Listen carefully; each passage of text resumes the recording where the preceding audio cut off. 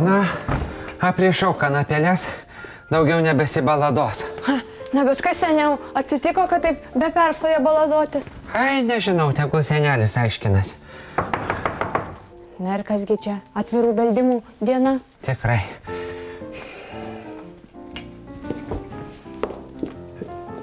Galiu užeiti? Nežinau, ar žinote, kad mūsų miške neseniai buvo įkurta DAS linija. Kas? DAS – dejonių, aimanų ir skundų linija. Kad kiekvienas nuskriaustas ir neišgirstas miško gyventojas galėtų pasisakyti savo bėdas. Tai dabar žinosi. Labai dėkingi, panelė kontrolė, kad pranešėt, žinosim.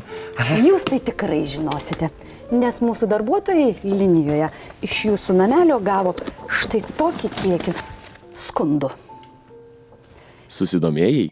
Visą seriją rasi LRT Epikoje. Nuoroda komentare. Tiu-tiu.